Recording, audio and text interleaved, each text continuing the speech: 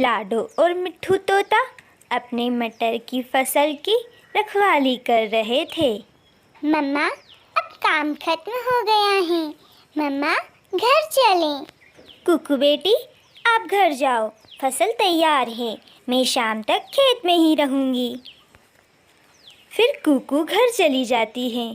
थोड़ी दूर एक पेड़ पर बैठे कालू और गोरी लाडो और मिट्ठू को देख रहे थे। लाडो, मुझे भी थोड़ा काम है बाजार। तुम अपने मटर की फसल की रखवाली करना, मैं जल्दी ही लौट आऊँगा। हाँ मिट्ठू भैया, आप जाएं, आप जाकर अपना काम कर लें, मैं यहाँ हूँ मटर की रखवाली के लिए। ऐसा कहकर मिट्ठू भी वहाँ से चला जाता है। कालू जी, वो मोटी चोंच का गंदा तोता तो गया। अब किसी तरह ये लाडो भी घर चली जाए, फिर मैं इसके मटर की फसल खाऊं। गोरी, भूख तो मुझे भी बहुत लगी हुई है। मैं चाहता हूँ और लाडो को किसी बहाने से उसे घर भेजता हूँ। फिर कालू लाडो के पास जाता है। चिड़िया चिड़िया, हमारा कबूतर। कबूतर तेजी से उड़ता हुआ जा रहा था कि हवाई जहाज से टकरा गया।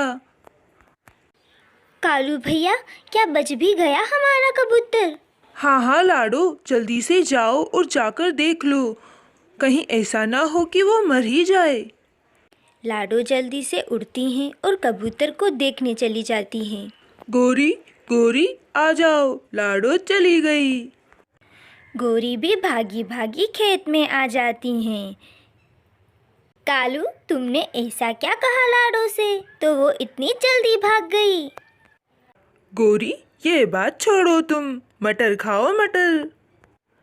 फिर कालू और गोरी दोनों मटर खाने लगते हैं। कबूतर भैया, क्या हुआ? कितनी बार कहा है आपसे ध्यान से उड़ा करें। लाडो, मुझे तो कुछ नहीं हुआ, मैं तो बिल्कुल ठीक हूँ। तो फिर कालू कौवे ने मुझसे झूठ क्यों कहा कि तुम हवाई जहाज से टकरा गए हो? लाडो, तुम्हारी हरी हरी मटर की फसल खाने के लिए ही कालू ने तुमसे झूठ बोला होगा। कबूतर भैया, मैं तो अपनी फसल भूल ही गई थी। वो कौवे मेरी फसल उजाड़ देंगे, मुझे जल्दी से जाकर देखना होगा। लाडो अपनी फसल की तरफ जल्दी से भागती हैं। कालू और गोरी हर रोज़ लाडो और मिट्ठू की फसल खाने का कोई न कोई नया उपाय ढूंढते रहते थे। लाडो अपने घर में बैठी हुई थी। कुकू बेटी, मैं खेत में जा रही हूँ, आप थोड़ी देर बाद आ जाना। पर बाहर से कालू लाडो के घर का दरवाज़ा बंद कर देता है और वहाँ से भाग जाता है। मटर के फसल की रखवाली मिट्ठू तोता अकेला कर रहा होता है। आज लाडो नहीं आई, पता नहीं, शायद उसे कोई काम होगा। कोई बात नहीं, आज मैं अकेला ही फसल की रखवाली कर लेता हूँ। दूर एक पेड़ पर बैठे कालू कौवा और गोरी कौवी मिट्ठू तोता को देख रहे थे।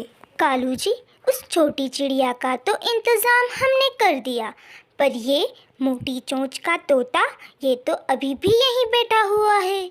इसे भी किसी तरह से यहाँ से भगाना होगा, नहीं तो हम हरे हरे मटर कैसे खाएंगे? हाँ गोरी, तुम बिल्कुल सही कह रही हो।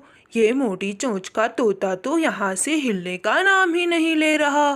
पता नहीं कब उठकर जाएगा और कब हम हरी हरी मटर खाएंगे। कालू जी, आप रुको, मैं अभी इस मोटी चोंच के तोते को भगा के आती हूँ।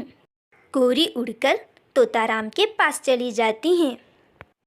अरे ओ तोताराम, तुम यहाँ आकर बैठे हो, तुम्हें पता नहीं है चिड़िया तो बेचारी घर में बंद हो गई है, उसके घर का दरवाज़ा खुल ही नहीं रहा। मैंने तो बहुत कोशिश करी, पर मुझसे तो उसके घर का दरवाज़ा खुला ही नहीं। तुम जाकर जल्दी से उसका दरवाज़ा खोल दो। क्या गोरी, सच में लाडो घर में बंद हो गई है? मैं अभी जाता हूँ। मिट्ठू भी भागा भागा चिड़िया के घर का दरवाज़ा खोलने चला जाता है।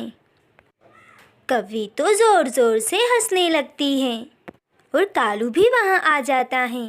अरे गौरी, तुमने तो कमाल ही कर दिया। ये तोता तो अपनी फसल छोड़कर भाग ही गया।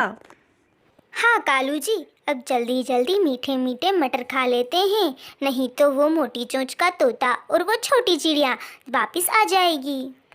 कालू और गौरी चिड़िया और तोते की मटर की फसल खाने लगती हैं। तोता भी चिड़िया के घर पहुंचकर दरवाज़ा खोल देता है। चिड़िया घर से बाहर आ जाती हैं। अरे लाडो, तुम्हारे घर का दरवाज़ा तो बाहर से बंद था। ये दरवाज़ा किसने बंद किया होगा? तोता भैया, ये उन शैतान कौवों ने ही किया होगा।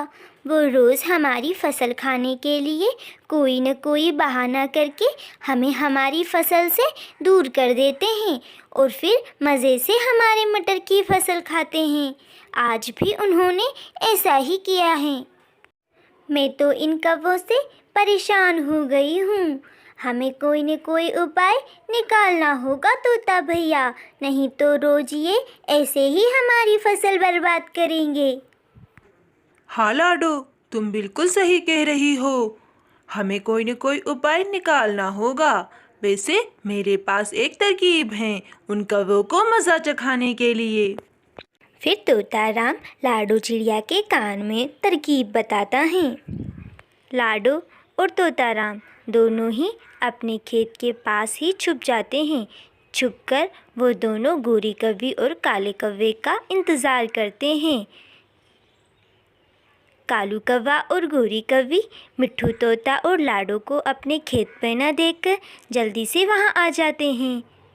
कालू जी, लगता है वो मोटी चोंच का तोता और वो छोटी चिड़िया दोनों ही अपनी फसल की रखवाली करना भूल गए हैं। आज तो हम जी भर के मटर खाएंगे। हाँ गौरी, आज तो हमारी दावत हो जाएगी। बिना डर के, बिना मेहनत के मीठे मीठे मटर खाएंगे। बीज लगाए छोटी चिड़िया, पानी पिलाए मोटी चोंच का तोता, और मटर खाए हम दोनों। ऐसा कहकर कालू कौवा और गोरी कौवी मटर खाने ही लगते हैं कि तभी मिट्ठू तोता और लाडो वहाँ आ जाती हैं। अरे दुष्ट कौवों, मैं तुम्हें इतनी आसानी से मेरे मटर की फसल खाने नहीं दूंगी। मिट्ठू तोता और लाडो दोनों ही गोरी कौवी और कालू कौवे की खूब पिटाई करते हैं। कौवे और कौवी तो वहाँ से भागकर एक पेड़ पर बैठ जाते हैं। कालू जी, मैं तो मर गई, बहुत मारा, उस चिड़िया ने मुझे बहुत मारा, मेरी तो कमर ही तोड़ दी। गोरी, मुझे भी उस मोटी चोंच के तोते ने बहुत मारा, मेरे पंख तोड़ दिए। कालू जी, मैं उस चिड़िया और उस तोते को छोड़ने वाली नहीं हूँ, मैं बदला लूँगी। फिर गोरी कौवी और कालू कौवा दोनों ही चील के पास चले जाते हैं। चील भाई, हम आपके लिए एक बहुत अच्छी खबर लाए हैं। कैसी खबर लाए हो तुम दोनों? वैसे तो मुझे तुम कौवों पे बिल्कुल भी भरोसा नहीं है। नहीं चील भाई, हमने इस बार मटर के खेत लगाए थे और उससे हमने बहुत सारे मटर बेच दिए। अब भी हमारे खेत में बहुत सारे मटर लगे हैं। हम आपके लिए यही खबर लाए हैं कि आप हमारे खेतों से मटर ले लीजिए। बहुत स्वादिष्ट और मीठे मीठे मटर हैं।